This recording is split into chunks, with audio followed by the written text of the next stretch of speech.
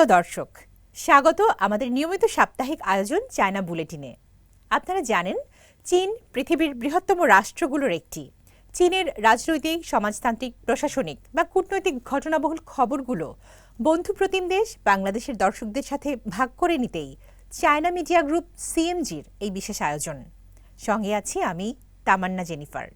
জানিয়ে দিচ্ছি বিশেষ বিশেষ ঘটনার শিরোনাম। 9 বছর পর চীন সফরে মার্কিন প্রেসিডেন্ট ডোনাল্ড ট্রাম্প, বিশ্বজুড়ে মনোযোগ। মানুষের কল্যাণে চীন ইউনেস্কো কৌশলগত সহযোগিতা গভীর করার আহ্বান প্রেসিডেন্ট শি জিনপিংয়ের। পারস্পরিক সমর্থনই চীন তাজিকিস্তান সম্পর্কের ভিত্তি, বললেন শি।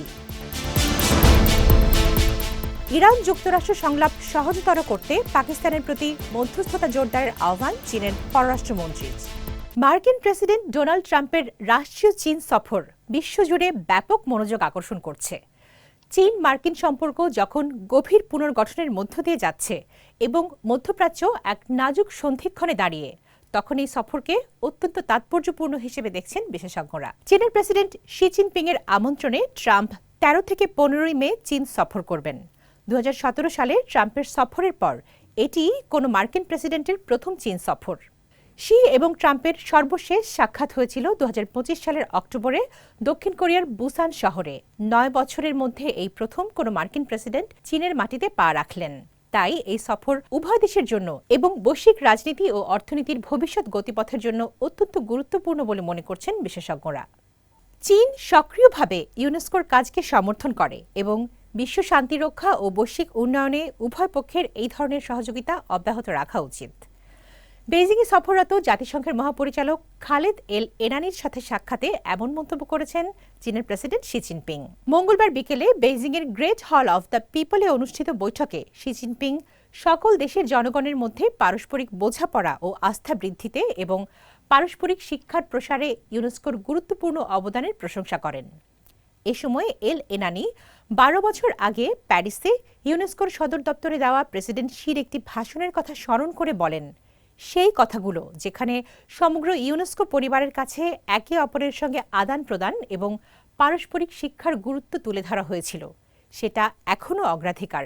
এদিকে একটি অভিন্ন ভবিষ্যৎমুখী সম্প্রদায় গড়ে তুলতে চীন তাজিকিস্তান দ্বিপাক্ষিক সম্পর্ক জোরদারে তাজিক প্রেসিডেন্ট ইমামলি রাহমনকে আহ্বান জানান প্রেসিডেন্ট শি জিনপিং।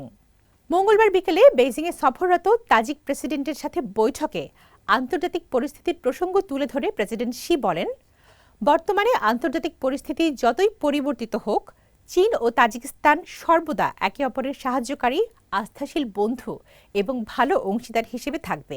অন্যদিকে রাহমন বলেন, তাজিকিস্তান দৃঢ়ভাবে এক চীন নীতি মেনে চলে এবং দ্বিপাক্ষিক সম্পর্কের উন্নয়নে বিনিময় বাড়াতে আগ্রহী।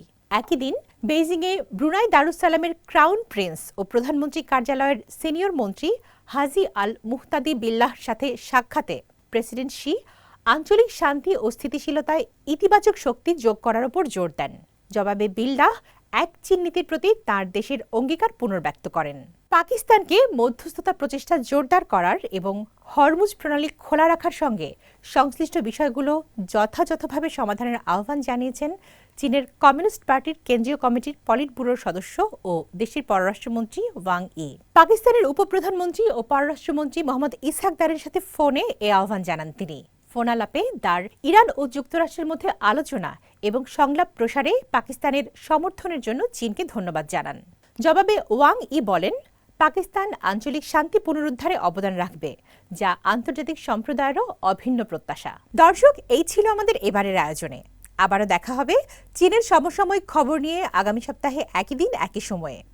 অনুষ্ঠানটি সামাজিক যোগাযোগ মাধ্যমে দেখতে ভিজিট করুন www.facebook.com/cmgbangla এবং ইউটিউব চ্যানেল সিএমজি বাংলা। দেখার আমন্ত্রণ। চাইছিয়েন।